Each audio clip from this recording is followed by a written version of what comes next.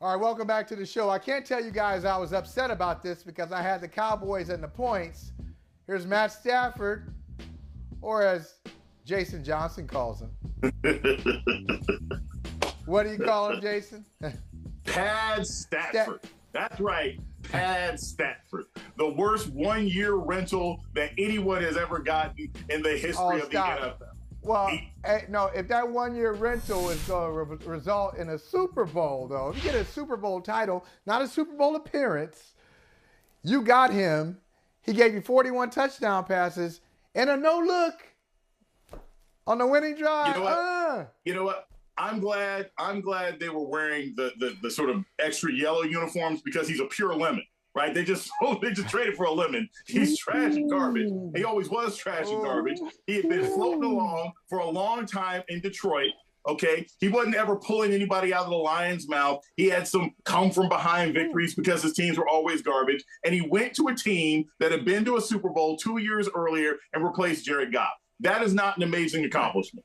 I mean, it's not. If you go in and you replace the NFL's version of Ryan Gosling, who has like one hit and then completely disappears, that doesn't make you a better quarterback. And that's essentially what happened when he took over for Jared Goff. It's too bad you haven't been sitting on this for a while. It seems like this is just kind of spontaneous. You've been sitting on this for a minute. Dead red fastball. Throw the fastball. Go ahead, throw the fastball. I'm about to crush this thing. So look, the way you said, the way you talked about Matt Stafford, let's call him, Mama named him Matt. We're going to call him Matt for these purposes. So the way you talk about him, there's a little edge there. And now compare and contrast that, Vinny and Doc Johnson. Jason Johnson is here, by the way.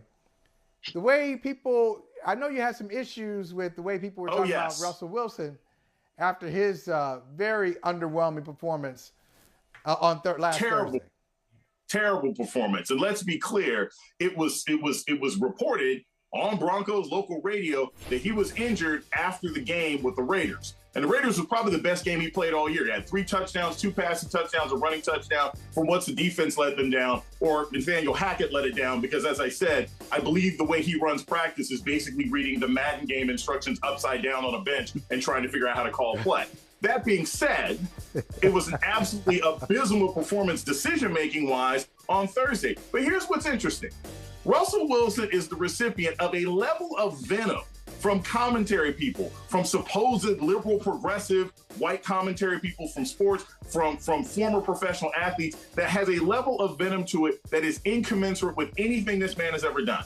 I heard people angrier at Russell Wilson than they were at Deshaun Watson. I heard people angrier at Russell Wilson than they have been at plenty of other athletes that got huge contracts that didn't accomplish anything with it. I am waiting to hear someone tell me that Russell Wilson was a bad teammate. I'm waiting for someone to say that Russell Wilson didn't work hard in practice, because to my ear, to my African-American ear, when I hear he can't play anymore because he can't run, I hear the constant stereotypes about black quarterbacks that I've heard for the last 45 years. When I hear he's corny and inauthentic, if he were a white Christian athlete doing what Russell Wilson is doing now, he would be Tim Tebow, and he'd have every contract on the face of the planet. But because he's a brother who married a black single mom and wifed her up and treats her well and respects her and puts her on Instagram, there are a lot of angry African-American athletes because they have been trained to be suspicious of African-Americans in this or in any other sport who want to assert the authority that's often handed to white athletes who have accomplished not nearly as much as Wilson.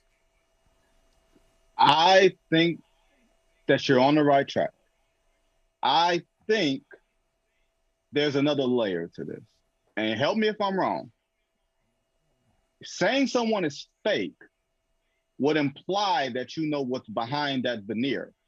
I think some of that is because they don't know what's real about Russell Wilson. You don't know where he really sits because maybe the code switching is just so natural for him that you can't get to the authenticity of him. And I think that's what some people have a problem with, as opposed to some of the other things. But I do think you're on the right track, though. It is a level of venom that I don't get, because I've never seen a bunch of dudes sticking up for Future.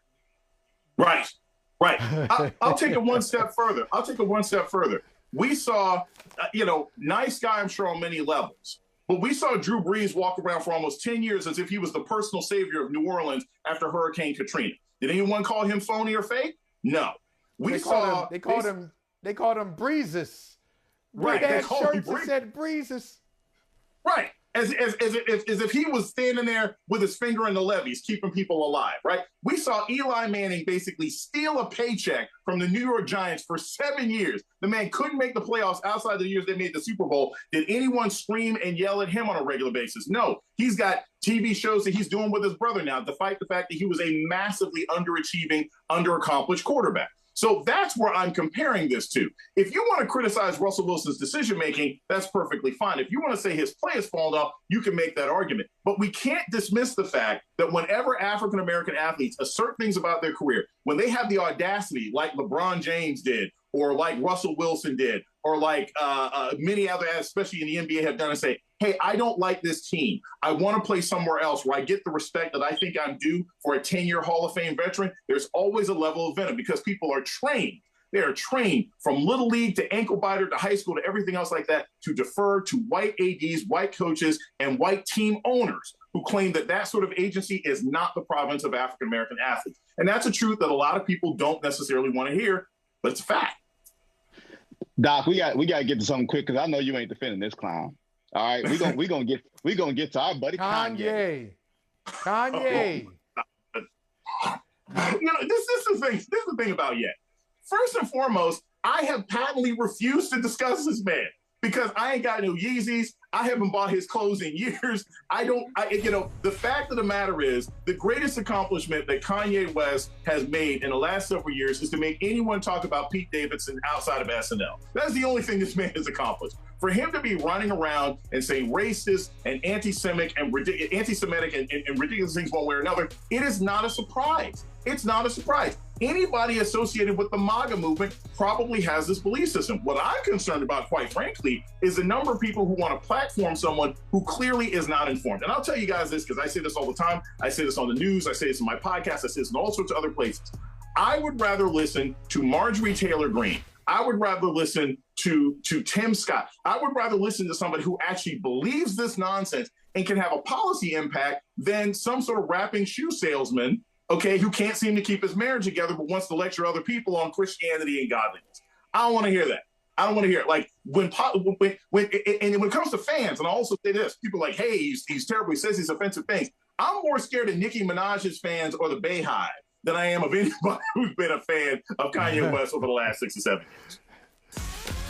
Oh, Doc Johnson, I'm telling you, man, you pack a lot into 8 or 9. That was only like 8 or 9 minutes. He had so many bars in there. We had political commentary, had mad jokes. Hey, man, so when you coming back? We always say that. When you coming back? Next week, I'm going to text you some dates, man. We're going to make it happen. All right, we're going to do this. Thanks for hanging out. See you.